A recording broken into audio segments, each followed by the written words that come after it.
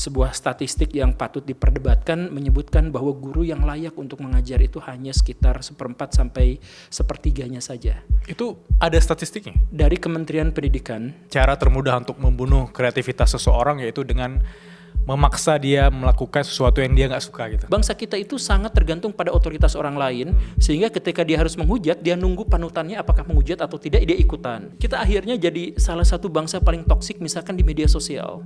Yeah. Banyak guru-guru sejarah kita yang akhirnya menjadi obat tidur. Ada teman saya yang insomnia, ketemu sama guru sejarah, diajarin, dia bisa tidur. Berikan kesempatan kepada setiap orang untuk menjadi dirinya sendiri. Berikan kesempatan kepada setiap orang untuk berbahagia dengan profesi apa yang dia pilih. Orang-orang Indonesia itu adalah salah satu orang paling penakut di dunia. Jadi kalau misalkan ada orang yang melakukan penyimpangan, kita nggak berani negur. Halo semuanya, kembali lagi di podcast Suara Berkelas. Hari ini aku ditemani oleh temanku, Guru Gembul. Yang dimana kita bakal bahas tentang pendidikan ya. Ini mungkin episode pertama di Suara Berkelas yang spesifik ngebahas pendidikan.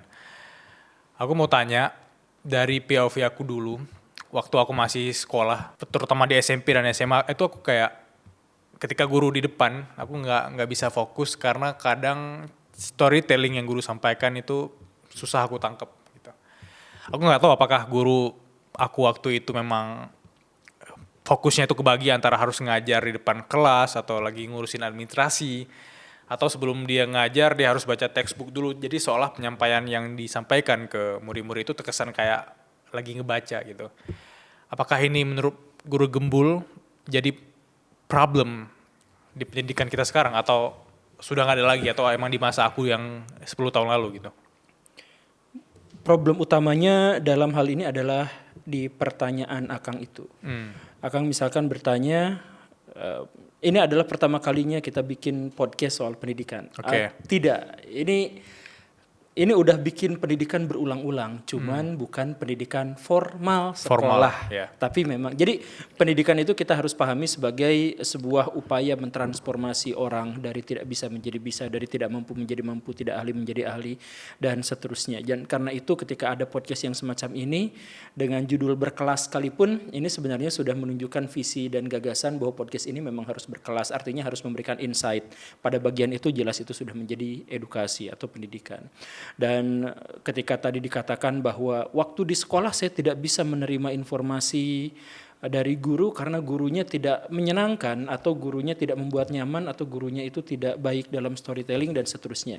Nah, pada bagian itulah sebenarnya itu bukan pendidikan, itu lembaga pendidikan, tapi lembaga pendidikan tidak berarti selalu menyelenggarakan pendidikan. Secara formal dalam status dia adalah penyelenggara pendidikan, tetapi bahkan untuk banyak cerita kita menemukan bahwa lembaga pendidikan kita justru malah tidak mendidik.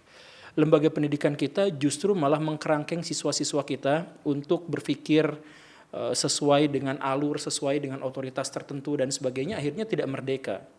Banyak sampai sekarang guru-guru yang ketika dia mengajar, dia tidak membebaskan pikiran siswa dan tidak membiarkan siswa untuk berpikir bebas. Ketika misalkan siswa punya pendapat sendiri, guru itu acuh atau relatif resisten terhadap itu. Ketika saya mengalami, ketika saya misalkan mengatakan sebagai murid, Bu, di buku ini tidak seperti itu, tidak seperti yang Ibu jelaskan, si ibunya menjadi marah gitu.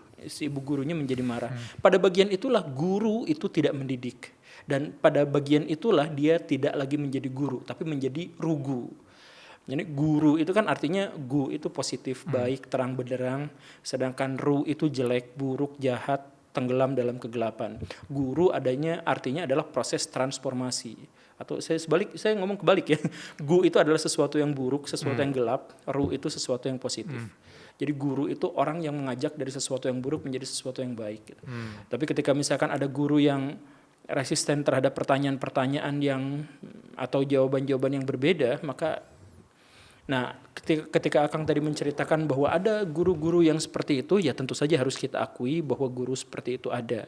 Dan sebuah statistik yang patut diperdebatkan menyebutkan bahwa guru yang layak untuk mengajar itu hanya sekitar 1/4 sampai 1/3 saja. Itu ada statistiknya? Dari Kementerian Pendidikan. Wow. Di yang sebelumnya, periode sebelumnya, mereka bikin uji kompetensi terhadap guru dan yang nilainya memadai, yang nilainya layak itu hanya sekitar 30%-an saja atau 25-33% saja.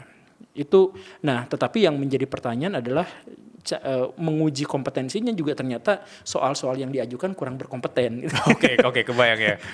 Ya. Jadi soal-soal kita ini betapa kompleksnya pendidikan kita gitu ya. Soal-soal yang digunakan untuk menguji guru ternyata adalah soal-soal yang misalkan ya, saya mohon maaf, justru yang tidak mendidik, yang faktual gitu. Jadi misalkan pada perubahan amandemen yang keberapakah presiden kita tidak boleh jadi seumur hidup, misalkan begitu. Gitu. Itu kan pertanyaan faktual. Pertanyaan faktual itu justru kalau misalkan dihafalin ngerusak otak. Gitu. Benar. Yeah. Karena kita harus menemukan sebuah relevansi dari sebuah fakta, baru kita bisa mengenal fakta itu. Kalau misalkan relevansinya kita tidak temuin, ngapain juga gitu. Ngapain juga misalkan si guru-guru itu diuji dengan pertanyaan, misalkan untuk kesehatan, dalam satu hari kita minum air berapa gelas? Gak ada faedahnya pertanyaan itu, bahkan cenderung merusak, destruktif terhadap otak gitu. Ya kan, jawaban yang sebenarnya terjadi itu adalah ya sesuai kebutuhan. Kalau misalkan olahragawan ya masa dikasih 2 liter air sehari gitu kan. Yeah. Untuk latihannya aja gila aja, misalkan hanya segitu. Dan begitupun untuk orang yang ngegabut ya cukup mungkin 1,5 liter dan lain sebagainya. Tapi balik lagi, menguji guru, apakah guru itu berkompeten atau tidak, itu hasilnya jelek. Tapi ternyata soal itu pun dipermasalahkan, soal itu pun jelek. Lah, siapa yang bikin soal-soal itu? Yang bikin soal-soal itu juga ternyata adalah orang-orang yang saya tidak tahu bagaimana. Jadi tiba-tiba ada di sana gitu. Soal-soal itu tuh. Ada permainan politik lah di balik pendidikan ini. Dan pendidikan kita memang dipolitisir. Bagaimanapun pendidikan kita itu dipolitisir. Pendidikan kita itu disesuaikan dengan disesuaikan dengan kepentingan-kepentingan, bukan disesuaikan dengan kebutuhan anak.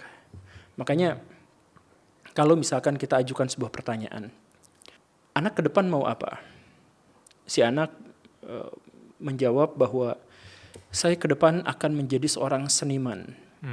Lembaga pendidikan mana yang formal di Indonesia yang mengakomodasi kepentingan anak itu? Saya ingin menjadi musisi terkenal. Sekolah formal mana yang mendorong, mengakomodasi kepentingan anak untuk itu? Ya tapi kan ada sekolah-sekolah vokasi, sekolah-sekolah les privat apa dan sebagainya. Gitu ya. Ya gak jadi masalah, tapi banyak, ini jujur, sekolah-sekolah formal menghambat. Yes. Jadi misal, ada anak senang banget main bola. Sedikit-sedikit main bola. Dan dia memang salah seorang yang bisa dikatakan berbakat dalam main bola. Tapi tak lama kemudian guru bahasa Indonesianya nelpon orang tuanya. Nilai bahasa Indonesia putra ibu jelek. Oh iya soalnya main bola terus. Gitu kan? Akhirnya apa? Akhirnya si anak itu berhenti untuk latihan futsal dan kemudian dia belajar untuk pelajaran bahasa Indonesia. Pelajaran bahasa Indonesia itu pelajaran yang relevansi di masa depannya tidak ketemu. Kalau misalkan saya tanya, ada pelajaran bahasa Indonesia pro parte sama pernah nggak belajar majas, pro parte, pars pro toto yang kayak gitu? Pernah dengar ya. Coba sekarang relevansikan dalam kehidupan sehari-hari. Itu buat apa itu pengetahuan itu? Ini sekedar pengetahuan ya, tapi secara prakteknya kita belajar ngomong, itu kan kita pelajari dari kita bercakap sama orang gitu. Ya tapi soal-soal itu tidak relevan. Benar. Nah jadi kita mau belajar sesuatu yang sangat relevan untuk kehidupan kita, yaitu main bola. Bisa aja saya direkrut oleh Manchester United gitu. Tapi sejak kecil bakat saya dibunuh, dimatikan, kemudian saya harus belajar sesuatu yang formal tapi belum tentu relevan buat kehidupan saya. Ini adalah satu di antara sekian banyak masalah dari pendidikan kita. Gitu.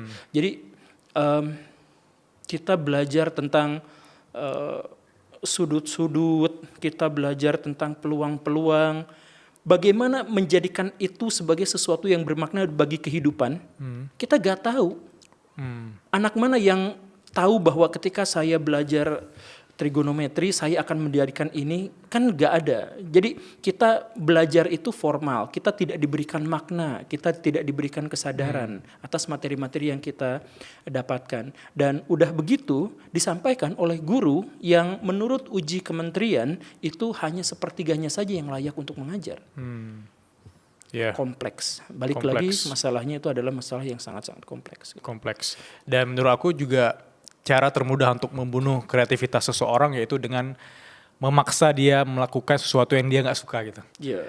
Dan misalnya kan ada orang yang kayak kata Guru Gembul tadi, ada orang bakatnya di musik, ada orang bakatnya di bola, tapi kan dia bisa jadi menghabiskan waktu 7, 8, 9, 10 tahun untuk pelajaran formal yang sebenarnya dia tuh nggak suka dan dia bisa di ranking akhir di kelas itu aku relate banget gitu. Ya betul, walaupun kita tidak layak juga misalkan untuk melakukan diagnosis terhadap diri kita sendiri apakah saya berbakat di dunia seni atau itu juga sebenarnya memang butuh ini. Cuman maksudnya iya benar, pendidikan kita itu cenderung formal dan kita menemukan ada orang yang sukses, ada orang yang besar itu dia meniti karir bukan berdasarkan latar pendidikannya apa. Yes. Bahkan banyak orang-orang yang sudah lupa terhadap materi waktu SD, SMP, SMA, tapi toh dia jadi presiden.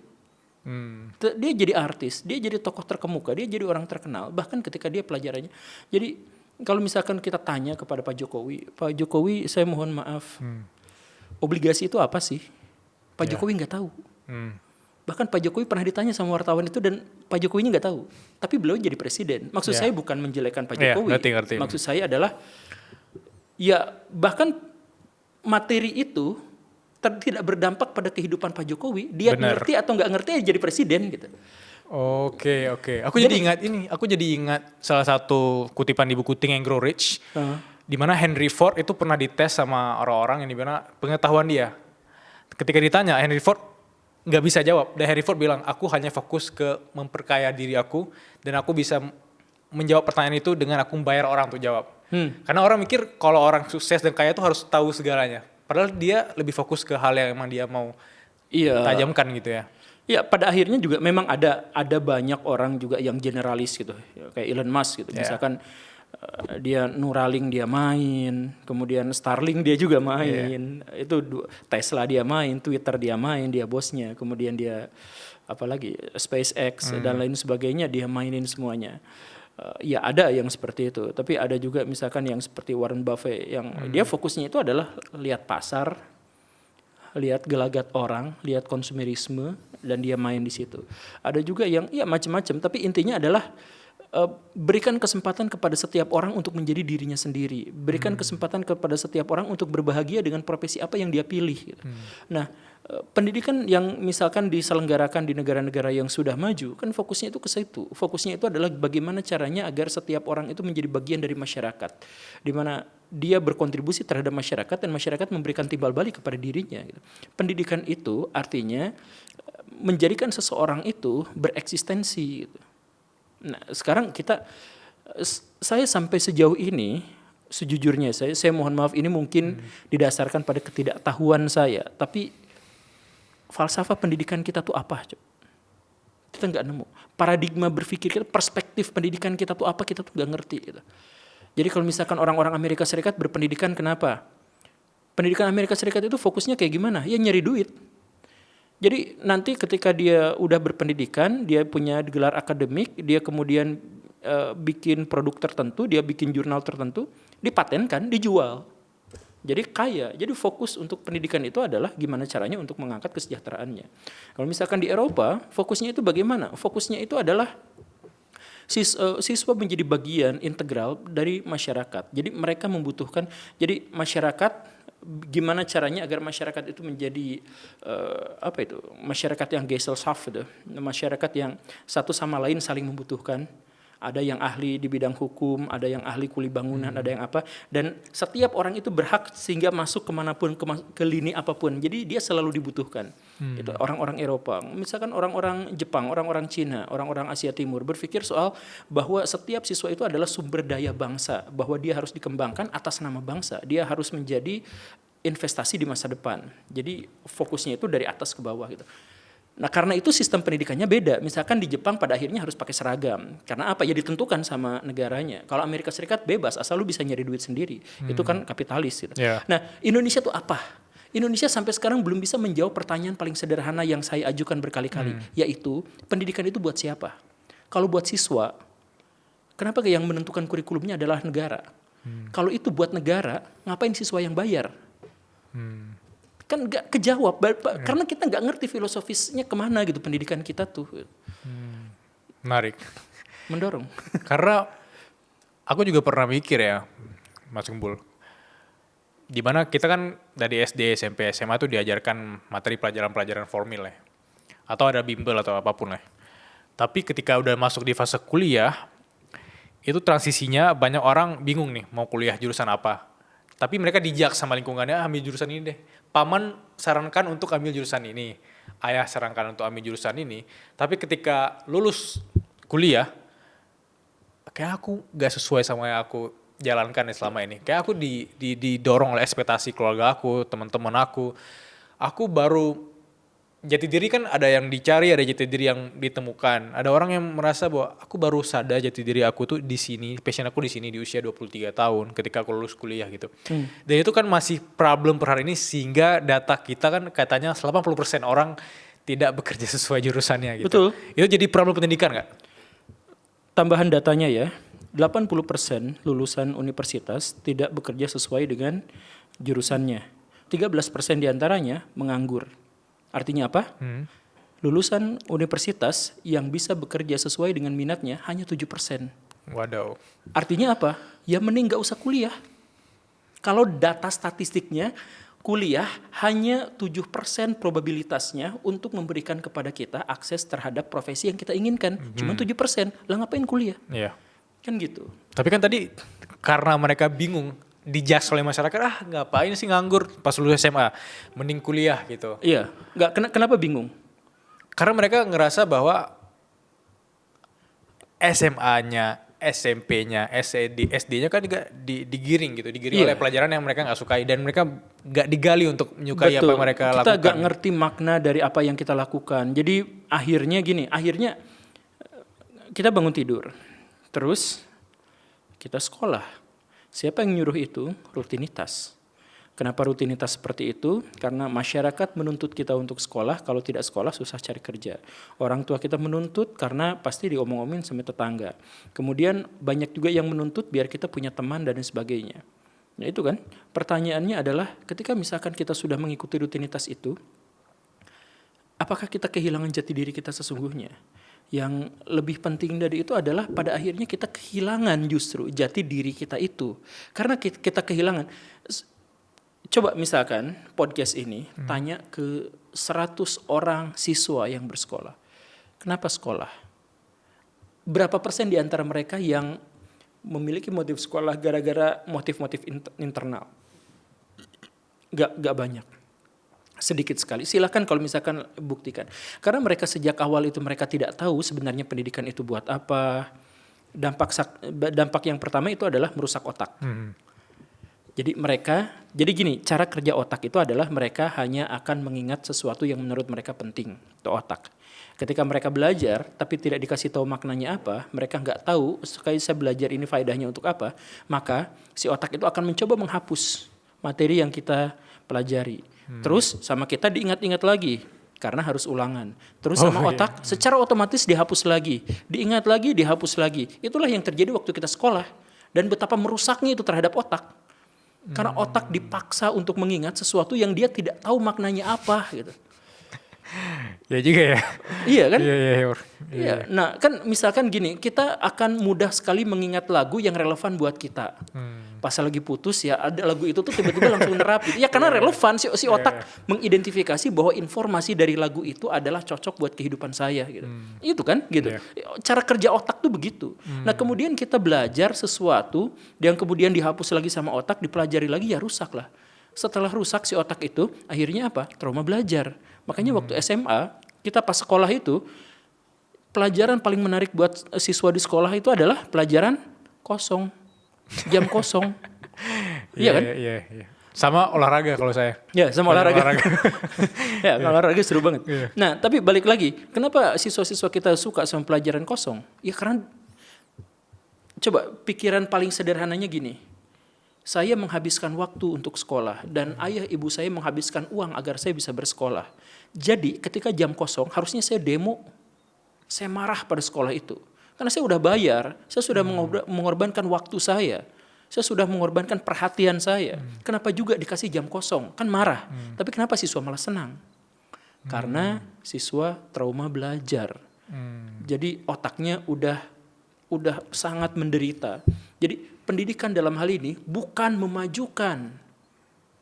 Pendidikan kita bukan untuk memajukan, tapi pendidikan itu untuk merusak otak kita. Sehingga ketika kita sudah dewasa, satu-satunya yang kita pikirkan ketika kita mau kuliah adalah jurusan apa yang paling mungkin memberi saya lapangan pekerjaan. Biar apa? Biar saya bisa menggunakan ijazah itu untuk mengemis-ngemis pekerjaan di kantor-kantor orang. Agar apa? Agar saya bekerja di mana, dengan siapa, jam berapa, jadwalnya apa, harus ditentukan sama pihak lain. Karena apa? Saya sudah tidak lagi bisa berinisiatif, otak saya sudah rusak duluan. Jadi ketika orang dikasih pengangguran, seharusnya dia seneng.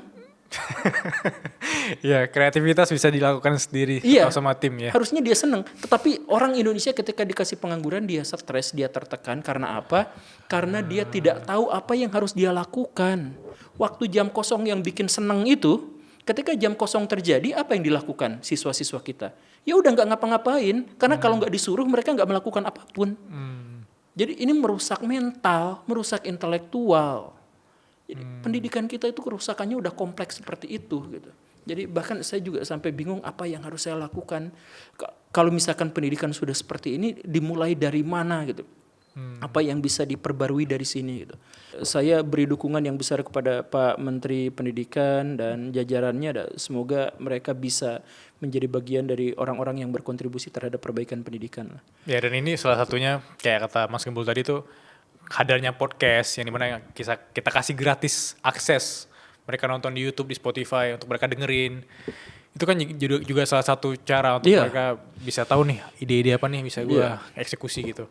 Tapi ngomongin jam kosong tadi aku malah kepikiran sesuatu. Aku ingat ketika aku SMA, ketika jam kosong, ketika guru nggak masuk, teman-teman aku yang tadi kayak nggak suka sama pelajaran A, B, C, itu mereka memanfaatkan jam kosong ya untuk melakukan yang sesuatu yang mereka senangi.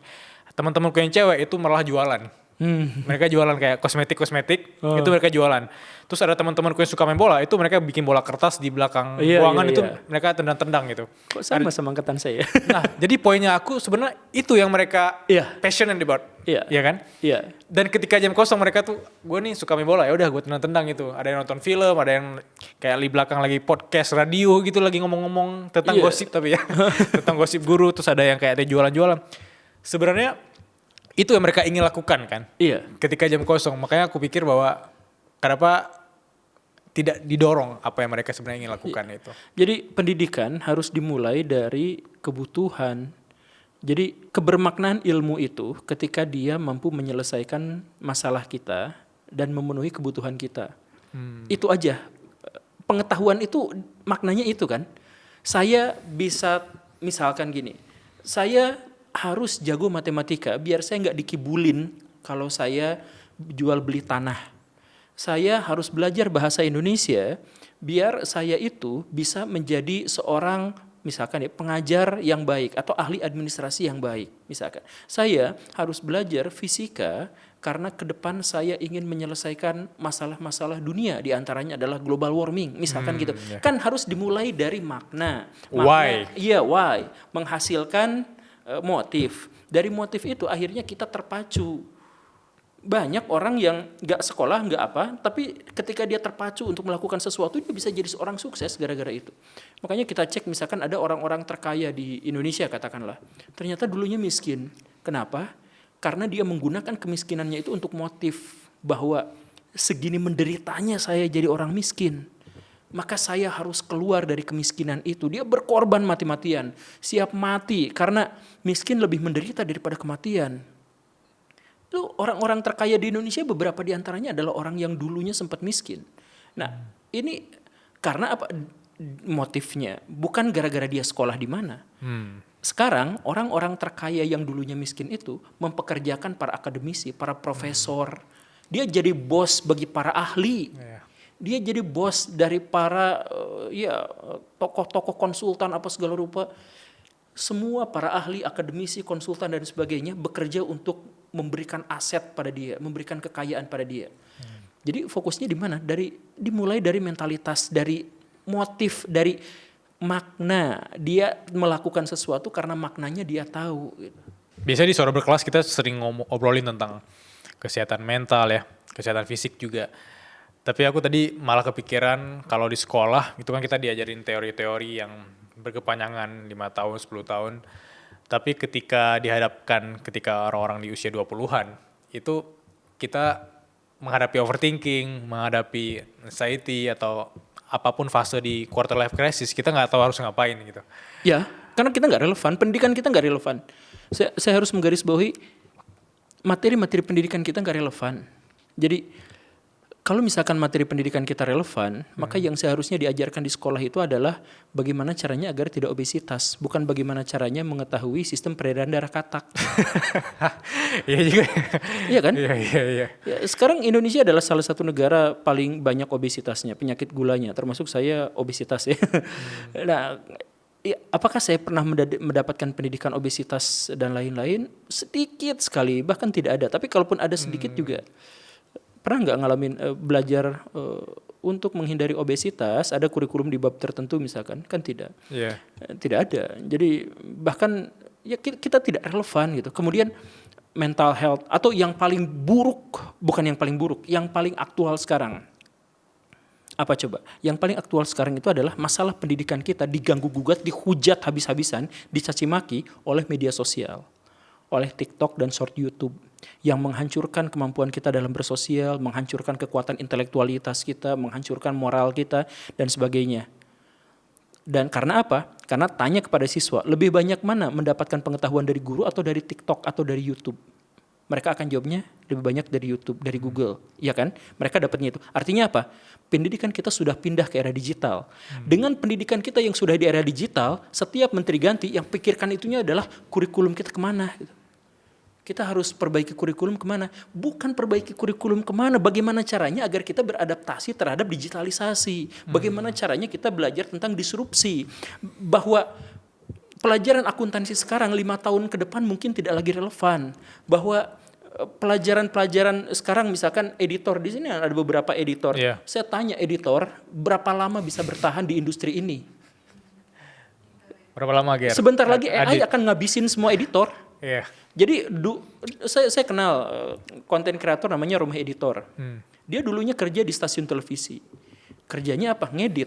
Tapi lama-kelamaan awalnya staff editor 10, kurangin jadi 5 karena sudah ada aplikasi, sudah ada apa yang mempermudah. Dari 5 tiba-tiba 1, ya udah dia dipecat. Untung dia bisa beradaptasi. Dia bikin kanal YouTube dan akhirnya dia sukses di situ. Nah, pertanyaan saya adalah apakah pelajaran-pelajaran di sekolah ini relevan? Ini janji pasar. 10 tahun dari sekarang, bahkan 7 tahun dari sekarang, 90% pekerjaan itu berhubungan dengan digitalisasi. Itu ya. Sekarang di sekolah, guru-guru masih ngomong ke siswanya, belajar kok dari Google. Kan? Jadi di satu sisi dalam 5 tahun ke depan kita 90% digitalisasi, tapi jangankan beradaptasi, kita resisten. Di sekolah itu banyak yang resisten terhadap digitalisasi. Mundur kita tuh dalam hal ini tuh. Jadi mental kita mental yang agak tersendat, dan ketika kita misalkan berpikir soal pendidikan, lagi-lagi bukan hal yang relevan, tapi mikirnya itu adalah kurikulum nanti gantinya begini, bukan kurikulum gantinya gimana. Sekarang era digitalisasi, gimana caranya menyatukan, mengkompromikan antara pendidikan formal dengan digitalisasi. Bisa nggak sih gitu? Kan gitu, bukan hanya perusahaan-perusahaan yang berjuang untuk menghadapi disrupsi dan kemudian mereka melakukan ini, itu ya bukan, please lah. Kita terbuka pada sesuatu yang aktual, yang sekarang update gitu. Bukan menjelaskan tentang sesuatu yang terjadi di masa lampau kemudian terhenti di situ hanya gara-gara itu didoktrinkan kepada kita gitu. SD kita belajar Pangeran Diponegoro, SMP kita belajar Pangeran Diponegoro, SMA kita belajar Pangeran Diponegoro. Kenapa begitu? Karena pelajaran itu doktrin. Itu tidak akan memberikan kontribusi yang besar terhadap sistem pendidikan kita, terhadap nasib pendidikan kita di masa depan. Kan kalau misalkan kita ngelamar ke BUMN atau ngelamar ke Indomaret, kan nggak pernah ditanya sama HRD, Pangeran Diponegoro meninggal tahun berapa? Nggak ditanya itu. Ketika kita menikah sama penghulu nggak ditanya, ayo Pangeran Diponegoro, kan nggak juga. Jadi relevansinya terletak di mana? Relevansinya terletak pada bahwa Pangeran Diponegoro melakukan perlawanan pada Belanda adalah betapapun dia tahu bahwa kekuatannya lebih lemah daripada musuh, tetapi beliau berani melawan dan tahu nasibnya, tetapi berani melawan. Karena apa? Karena ada perjuangan, ada ideologi yang harus dipertahankan, ada kekuatan yang harus dirawat. Betapapun dia tahu pesimis, dia akan kalah misalkan, tapi dia tetap lanjutkan perjalanan, lanjutkan perjuangan. Bisakah kita mengambil pemaknaan itu dalam kehidupan sehari-hari? Bisakah siswa-siswa kita itu didoktrin bukan untuk mengetahui Pangeran Diponegoro meninggal tahun berapa, tapi untuk didoktrin bahwa kalian itu hidup berdiri melangkah di atas genangan darah para pahlawan yang telah mengorbankan dirinya buat kehidupan kalian menjadi lebih baik. Pelajaran kita tuh doktrin. Makanya misalkan untuk pelajaran sejarah itu pelajarannya diulang-ulang. Waktu SD pelajaran Pangeran Diponegoro meninggal tahun berapa, perlakuan perlawanan pada Belanda tahun berapa, waktu SMP kita masih belajar hal yang sama, waktu SMA kita juga belajar hal yang sama. Kenapa harus diulang-ulang? Karena itu doktrin.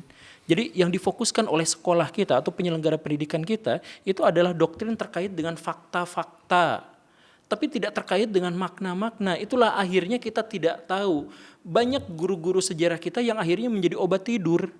Ada teman saya yang insomnia, ketemu sama guru sejarah, diajarin, dia bisa tidur. Coba karena apa? Karena sekali lagi otak bekerja ketika dia mengetahui makna dari apa yang sedang dia kerjakan. Bener, kayak sekarang nih. Jadi seru karena emang menarik banget. Emang relevan. Gak ngantuk itu. Kenapa yang ditanyainnya itu adalah Pangeran Diponegoro meninggal tahun berapa? Pangeran Diponegoro melakukan pemberontakan pada siapa? Siapakah Panglima Pangeran Diponegoro yang akhirnya tertangkap lebih dulu dan akhirnya menyebabkan, kenapa yang ditanyakan itu adalah masalah-masalah fakta seperti itu yang pemaknaannya tidak ada. Kenapa yang tidak diajarkannya itu adalah, kenapa bukan Pangeran Diponegoro itu melakukan perlawanan pada Belanda dalam kondisi dia tahu bahwa dirinya lebih lemah. Bahwa Belanda itu kekuatan Mataram plus kekuatan Belanda harus berhadapan dengan dirinya yang hanya oposisi. Jadi berhadapan dengan kerajaan Nusantara dan berhadapan dengan Belanda sekaligus. Dia tahu dianya lemah, dia tahu posisinya kalah, tetapi dia terus melakukan perlawanan. Karena apa? Bukan soal Pangeran Diponegoro meninggal tahun berapa, tapi soal betapa ada moral, ada etika yang ingin dia perjuangkan, ada ideologi, ada klaim kebenaran yang ingin dia pertahankan, bahwa Belanda merusak budaya Jawa, bahwa Belanda telah menghancurkan ekonomi, bahwa Belanda memperbudak pribumi, dan itulah yang harus dilawan. Betapapun saya pasti akan kalah dalam perang ini, betapapun saya akan berdarah-darah dan ada begitu banyak teman-teman saya yang akan mati di sini, saya tetap melakukan perlawanan karena saya tahu apa yang benar dan apa yang salah. Nah, kenapa nggak ditekankan itu pada bagian itu? Jadi ketika kita belajar Pangeran Diponegoro, kita belajar bukan soal nama, tapi kita belajar soal saya harus melakukan sesuatu demi apa yang saya anggap benar. Saya siap berjuang, saya siap berhadapan dengan sesuatu yang bahkan lebih besar karena ini adalah sesuatu yang saya perjuangkan. Kan orang-orang Indonesia itu adalah salah satu orang paling penakut di dunia. Jadi kalau misalkan ada misalkan orang yang melakukan penyimpangan, kita nggak berani negur. Udahlah biarin aja yang kayak gitu. Akhirnya apa? Satu kampung, satu kota, satu daerah itu kena hukumannya. Ketika ada orang yang demi undangan pernikahan anaknya rela nutup jalan sampai bikin macet. Dia nggak takut bahwa pasangan yang dia nikahkan itu dikutuk sama warga jalan, itu gak peduli. Dia pokoknya itu aja, kasih jalan sedikit aja di sana biar macet gak apa-apa sebentar ini, gak setiap hari. Misalkan ada seperti itu. Itu kan sebenarnya adalah dia mengambil alih milik publik untuk kepentingan dirinya sendiri. Ada yang menegur, nggak ada, udah biarin aja, kan kayak gitu. Ada orang yang kebut-kebutan di jalan, bahkan di gang kecil pun kebut-kebutan. Ada nggak yang berani marahin? Enggak, mengkritik enggak. Yang ada adalah nanti kalau dia udah lewat, karena di sini banyak dia suka kebut-kebutan, kasih polisi tidur. Jadi polisi tidur digunakan agar orang nggak kebut-kebutan karena orang tidak berani menegurnya. Akhirnya apa? Semua kendaraan di situ kena hukumannya. Setiap jalan gijluk gitu. Ada yang kecelakaan, ada ibu yang hamil langsung keguguran gara-gara polisi tidur itu. Jadi masyarakat dihukum atas kesalahan yang tidak berani ditegur.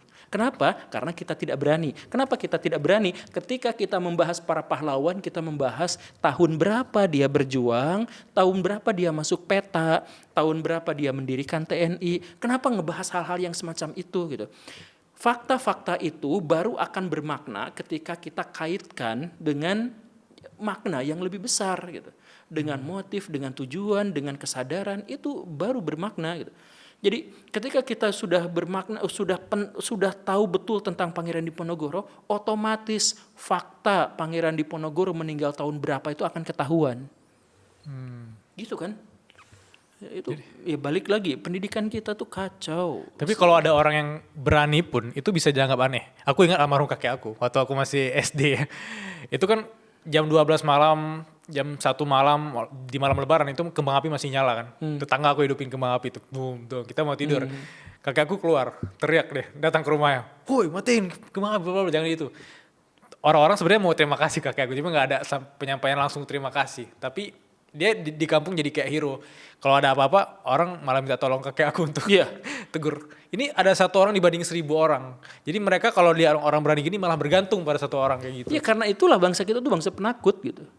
Ya, makanya dan saya misalkan mengatakan seperti ini, nanti cek di kolom komentar itu hujatan banyak. Gak apa-apa lah, biar naik engagement lah. Ya nggak apa-apa. Cuman maksud saya adalah ya itulah bangsa kita gitu. Bangsa kita itu sangat tergantung pada otoritas orang lain, sehingga ketika dia harus menghujat, dia nunggu panutannya apakah menghujat atau tidak, dia ikutan. Oh iya. Gitu kan? Iya. Ketika misalkan orang yang dia panuti mendukung, ya dia ikut mendukung. Makanya saya pernah dalam salah satu episode saya pernah menjelaskan salah satu keanehan dari karakteristik bangsa Indonesia yang sempat diteliti oleh orang luar negeri sama Pak Giovanni siapa ya namanya?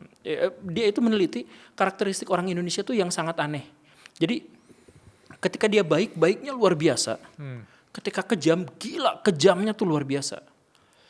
Ketika kita misalkan baik, itu Gus Miftah yang biasa aja tuh diangkat-angkat sampai tarif ceramahnya itu mahal banget. Setelah itu ada kasus sedikit, injek-injeknya tuh habis-habisan gitu. Kok bisa karakteristik Indonesia tuh gitu amat gitu. Nah itu sempat ada penelitiannya terkait dengan masalah itu. Tapi walaupun penelitiannya di zaman perang gitu ya, waktu zaman Belanda itu. Cuman sampai sekarang masih lestari. Karena apa? Karena kita membenci dan menyukai itu tergantung otoritas. Jadi ada orang yang kita hormati, dia menghujat, ikut. Jadi kita tuh nggak murni. Kita akhirnya jadi salah satu bangsa paling toksik misalkan di media sosial. Iya kan? Ya, karena kita nunggu otoritas. Jadi otoritasnya kalau misalkan kita tanpa otoritas, kita menghujat dan membenci gitu. Kita menyukai dan mengapresiasi.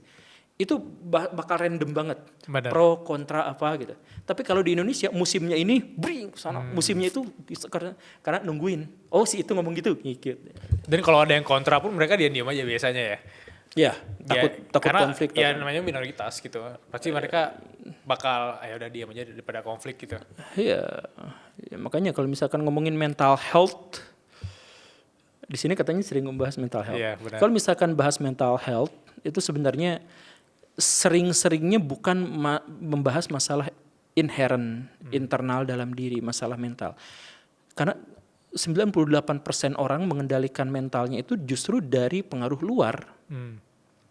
Bukan ngedrive dirinya sendiri kan. Jadi mental health berarti harus dikaitkan dengan situasi politik, keamanan.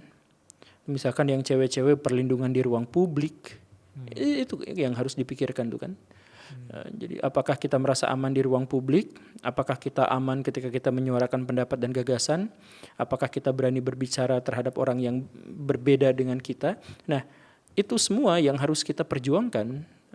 Jadi ya ayo kita berbicara, ayo kita berdiskusi dan tidak ada kebencian di antara kita. Kan nyaman sebenarnya di situ.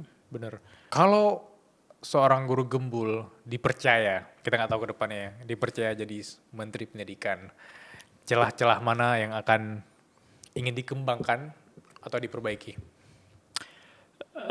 Kalau saya dipercaya jadi Menteri Pendidikan, maka saya akan mundur sebagai kebijakan pertama saya. Oke, langsung mundur itu. Kenapa tuh? Kalau misalkan realitas pendidikannya masih seperti sekarang. Dalam artian misalkan si Menteri Pendidikan itu nampaknya harus berkompromi dengan begitu banyak pihak untuk menentukan kebijakannya. Jadi bukan hanya pendidikan, di sektor apapun di Indonesia itu kadang-kadang kita tuh banyak yang ngerecokin dari pihak-pihak yang seharusnya nggak ada di situ gitu. Pengacara datang, pengusaha datang, ya kemudian ormas datang, segala rupa kan kayak gitu.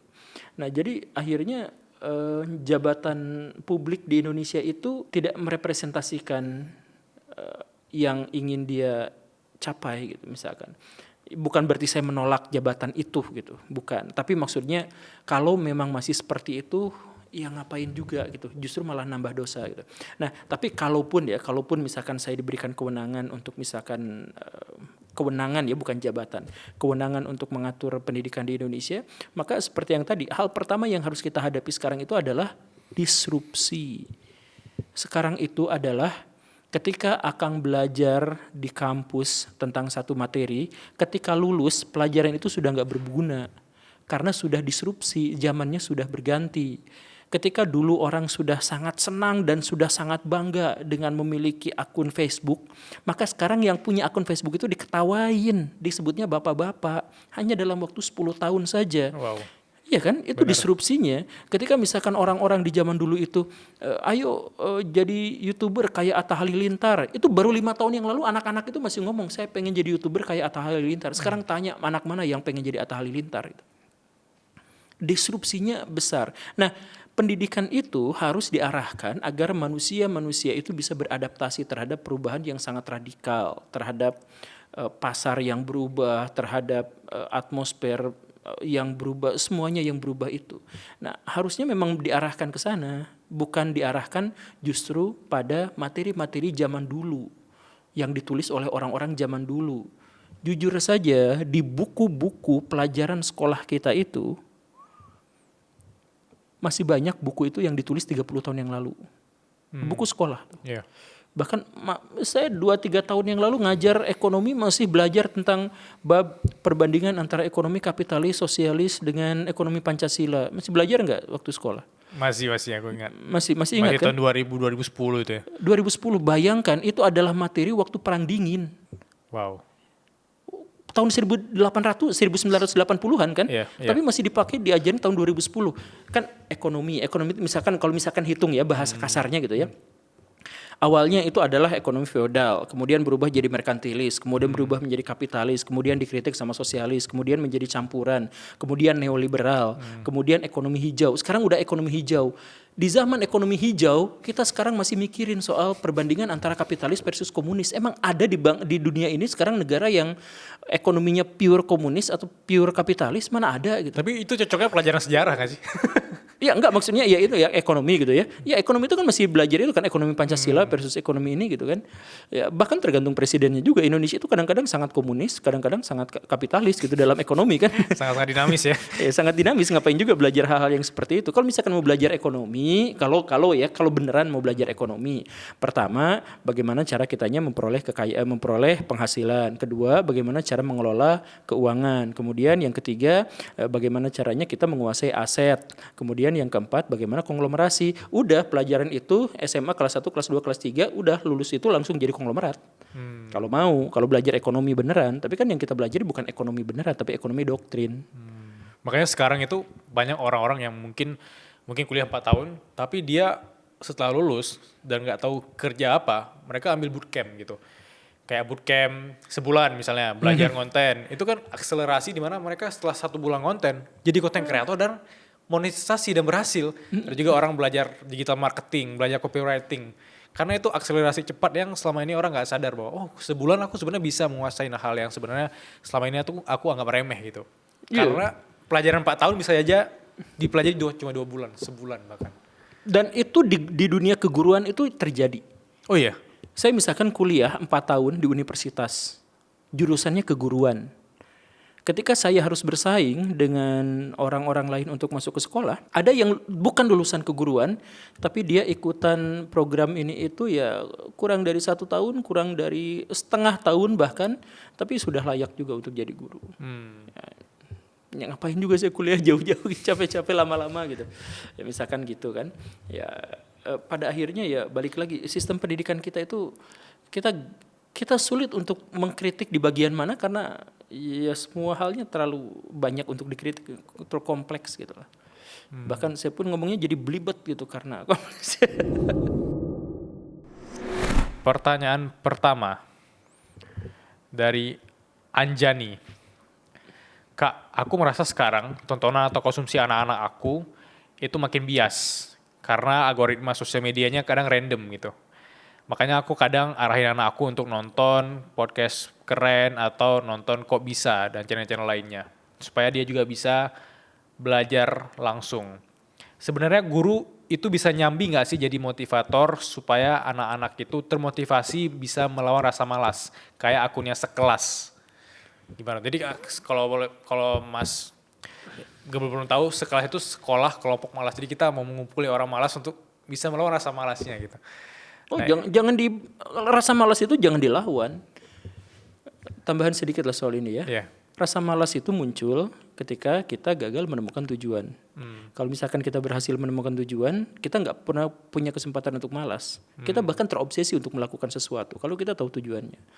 Jadi orang-orang pemalas itu adalah orang-orang yang nggak punya tujuan. Ya, kasih aja dia tujuan, maka dia akan rajin dengan sendirinya. Kasih tujuan dan distraksinya juga pasti pindah-pindah distraksi gitu ya. Iya, tapi balik lagi ke situ, apakah guru bisa nyambi sebagai motivator? Tidak, salah. Kan salah satu kompetensi guru itu adalah motivator. Nggak nyambi. Bukan nyambi, itu adalah bagian internal dari tugasnya. Oke. Jadi guru lebih penting untuk memotivasi dan menginspirasi daripada memberi materi. Garis bawahi itu. Jadi kalau misalkan guru ngasih materi, itu hanya sekedar mendoktrin. Tapi guru memotivasi, menginspirasi, itu jauh lebih penting. Nah, sekarang saya pernah ngadain survei kecil-kecilan terhadap 1.000 orang. Berapa banyak di sekolah yang masih diingat sampai sekarang? Ini di sini boleh jawab sekarang. Iya, boleh jawab guys. Coba di sini berapa banyak waktu sekolah SD, SMP, SMA yang pernah ketemu sama guru yang menginspirasi dan memotivasi sampai kita terngiang-ngiang pikir kata-katanya sampai sekarang? Berapa banyak? Berapa banyak guru yang seperti itu? Yang masih ada di kepala. Yang kata-katanya terngiang dan menjadi motivasi belajar, menjadi inspirasi sampai kita ingat gitu. Berapa orang guru yang seperti itu? Dosen termasuk nggak dosen? Oke, dosen nggak apa-apa. Sampai Oke. berarti sampai dosen. Sepanjang sekolah dan kuliah? Oke, 2, Lo berapa Ger? 1, nggak ada. Itu guru silat ya Ger? 1 berapa Kang? 2. 2. Oke, sekarang pertanyaan kita ganti. Berapa banyak guru yang pernah berkata atau berperilaku cabul? Berapa banyak kita bertemu di sekolah yang seperti itu? Lo pernah nggak? Yang kata-katanya cabul atau perilakunya cabul atau bahkan pernah mencabuli kita ya pahit-pahitnya Ya, gitu ya, ya. Di sini berapa orang? Kalau di SD 1, SMP 1, SMA 1. Oke, jadi 3. Itu orangnya sama nggak sih? 3, ini berapa? 1. Aku malah nggak kepikiran ya. Nggak Tapi yang ada di kepala aku tuh guru yang kayak suka bilang ke guru lain gitu ada tuh kayak guru mah gitu. Itu di depan kelas ada. Pernah Oke. bahkan. Jadi ini variabelnya cuma 2 dan kita dibenturkan hanya dengan 2, yang menginspirasi dan yang cabul. Jumlahnya sama. Jadi kalau ini hanya 1 ya, ini 1. Misalkan bukan guru yang hebat, guru yang tadi ngomongin ngejelek-jelekin guru yang lain, belum. Kalau misalkan dengan itu mungkin kita akan menemukan lebih banyak guru yang jahat, yang rugu bukan guru. Nah ini sebenarnya survei kecil-kecilan bahwa pada akhirnya kita menemukan di lembaga pendidikan kita tidak terdidik, tapi kita justru malah menjadi semakin toksik gitu. Dan itu dimulai dari kualitas guru. Ada guru yang ngejelekin orang, ada guru yang rasis, Iya. ya kan? Ada guru yang cabul, ada yang guru ngomongnya mesum, ada guru yang nggak pernah hadir, sekalinya hadir ngasih ulangannya juga nggak pernah dipelajari. Apa ini tiba-tiba kayak gini? Ya kan kayak gitu. Saya pernah ngalamin sebagai murid situasi seperti itu. Ketika saya menjadi guru, saya mendapati guru yang bahkan lebih toksik lagi.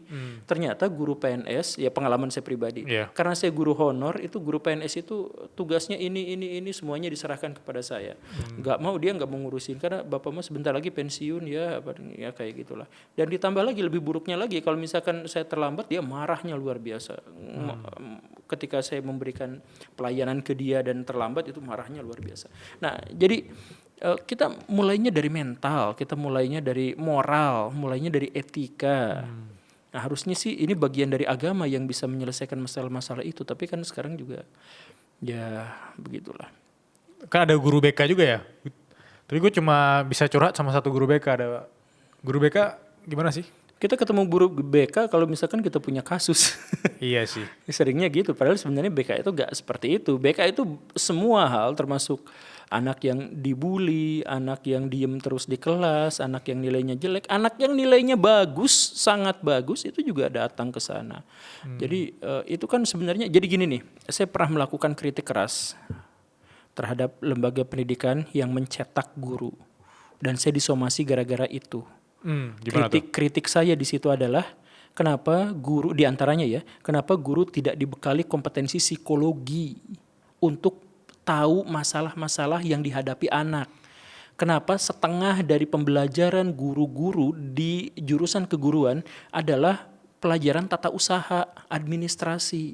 Kenapa nggak bahas masalah psikologi? Psikologi anak itu cara kita masuk untuk bisa mengenali dirinya dan akhirnya bisa memberikan pembelajaran yang efektif kan gitu.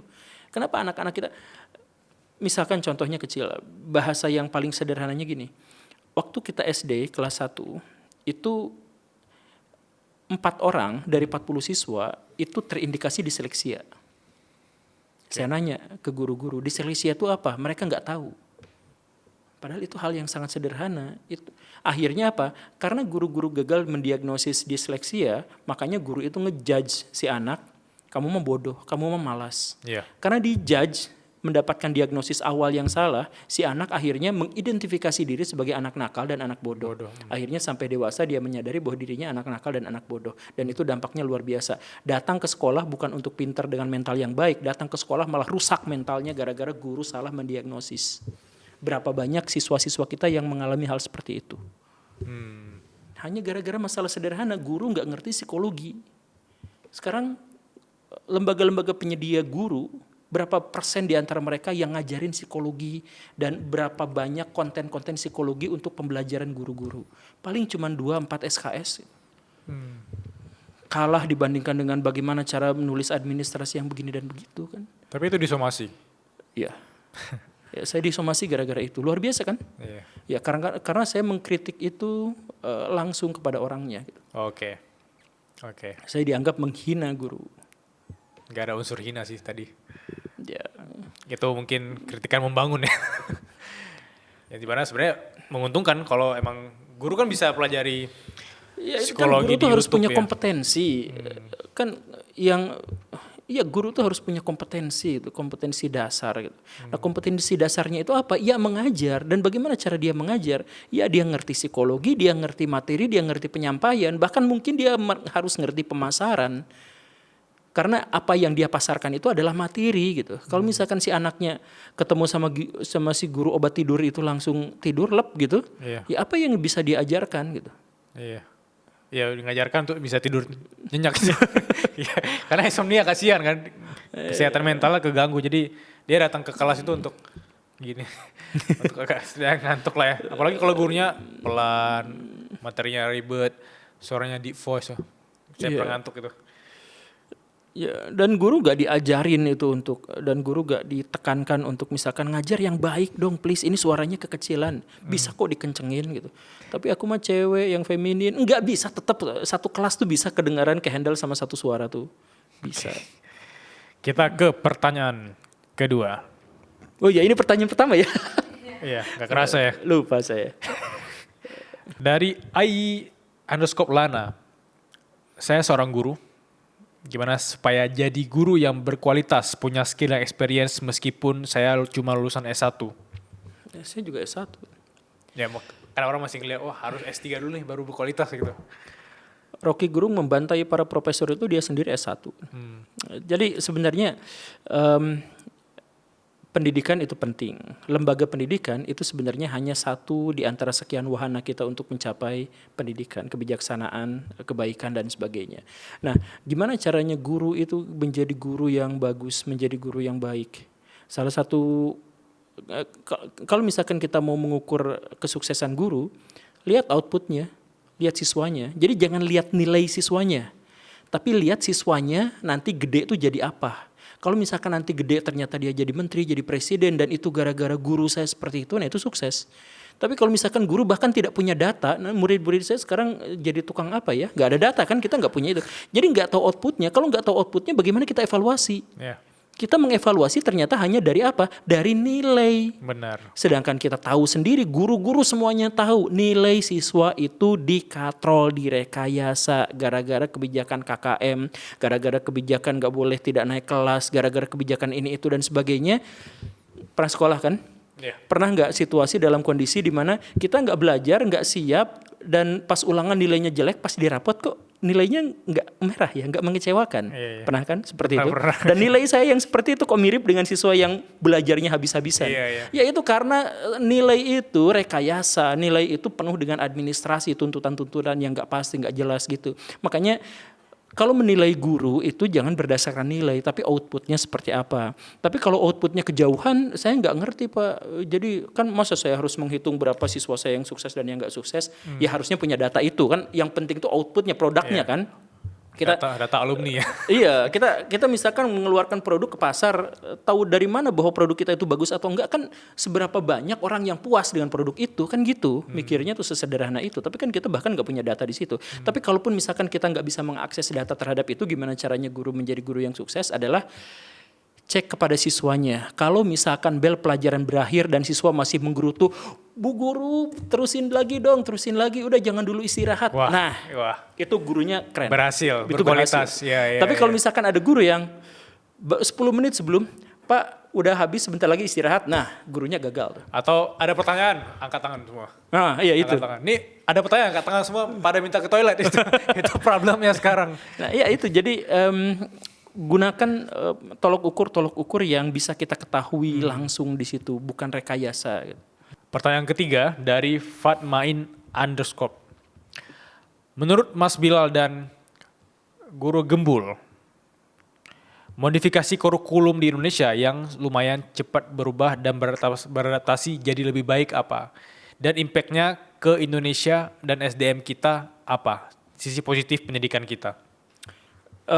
Jadi pendidikan kita, kurikulum pendidikan kita sebenarnya bagus dalam hal menyusun perubahan itu secara berkesinambungan. Jadi misalkan kita telah beralih dari kurikulum berbasis materi berubah menjadi berbasis kompetensi dengan kurikulum KBK, lalu KTSP, lalu Kurtilas, lalu kurikulum Merdeka, itu sebenarnya berkelanjutan. Inti dari situ itu adalah kompetensi dari siswa dijadikan sebagai basic, kompetensi dari sekolah, kompetensi daerah dan sebagainya itu dijadikan basic untuk pendidikan. Jadi pendidikan itu menjadi sangat beragam tergantung pada situasi kondisi. Jadi kalau misalkan penekanannya di daerah Papua dengan penekanan di daerah Sulawesi terkait dengan satu materi tertentu, itu berbeda, itu wajar. Misalkan kalau belajar ekonomi di Papua itu misalkan bagaimana caranya mengelola alam dan hutan, ekowisata misalkan atau yang semacam itu. Sedangkan kalau misalkan kita belajar di Sulawesi soal budaya, kalau misalkan kita belajar di Jakarta itu bagaimana cara jualan dan sebagainya, nah itu kan memang seharusnya berbeda. Nah kurikulum itu sejak KBK tuh gitu sebenarnya, disesuaikan dengan kondisi, kompetensi dan disesuaikan. Tapi praktek di lapangannya kita balik lagi ke administrasi, itu masalah utamanya. Jadi kalau misalkan positif, sebenarnya kurikulum kita tuh positif. Yes.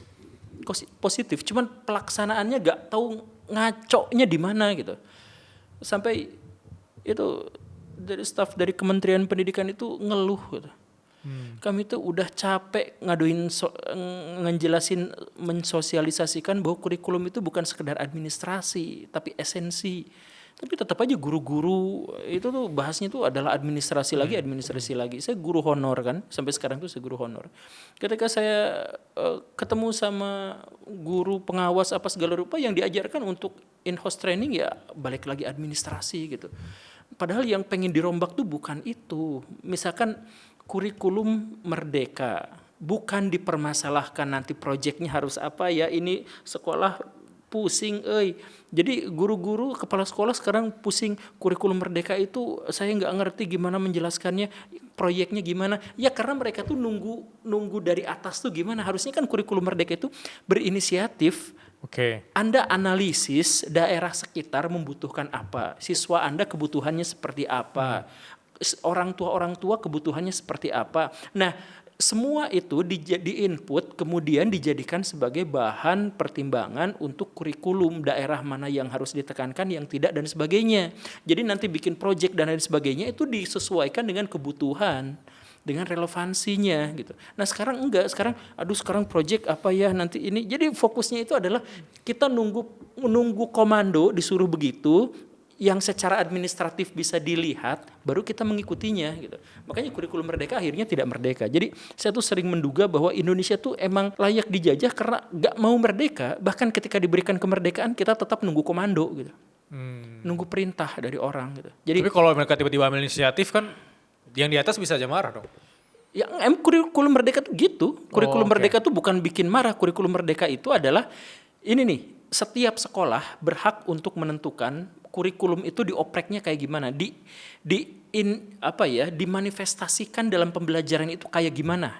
Jadi kurikulum besarnya gini nih. Nanti dimanifestasikan dalam pembelajaran di kelas seperti apa, itu sesuaikan nanti MGMP ngobrol, diskusi tentang apa yang harus diterapkan, komite sekolah, orang tua, apa segala rupa dan sebagainya. Atau misalkan secara internal sekolah juga berpikir bagaimana saya harus menerapkan ini di sini. Kan gitu. Jadi ada yang menjalankan kurikulum merdeka misalkan bikin cukuran rambut gitu buat siswanya. Dan akhirnya apa? Si siswa itu memiliki keahlian yang lebih tertata untuk cukur rambut.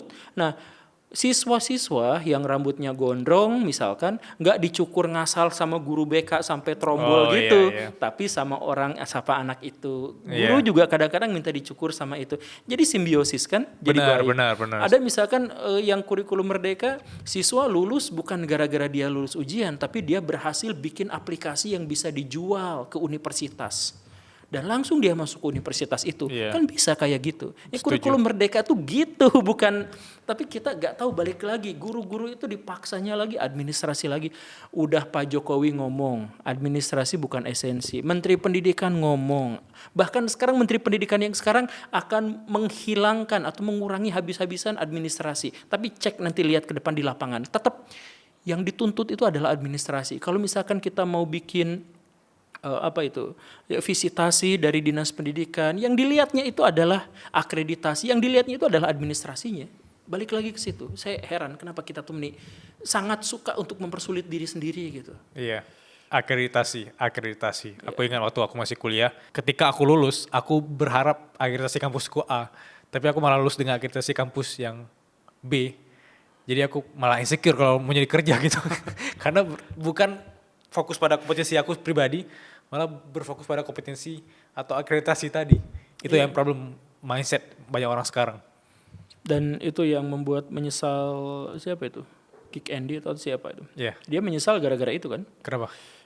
Dia cari pekerja, kemudian dia lihat lulusan kampus mana, nilainya berapa. Kalau lulusannya bagus, kampusnya bagus, nilainya bagus, ya udah saya rekrut. Ternyata ini mengecewakan berat. Mengecewakan. Karena nilai orang bukan dilihat dari situ. Karena nilai itu hasil rekayasa. Akreditasi banyak rekayasa di situnya. Akui saja. Kalau misalkan kita bergantung kepada kepalsuan, hasilnya juga adalah orang-orang palsu.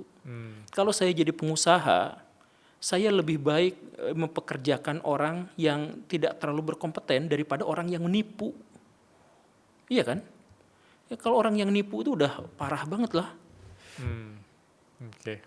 Wah, ini saya cool banget. Teman-teman, thank you udah nonton podcast kali ini.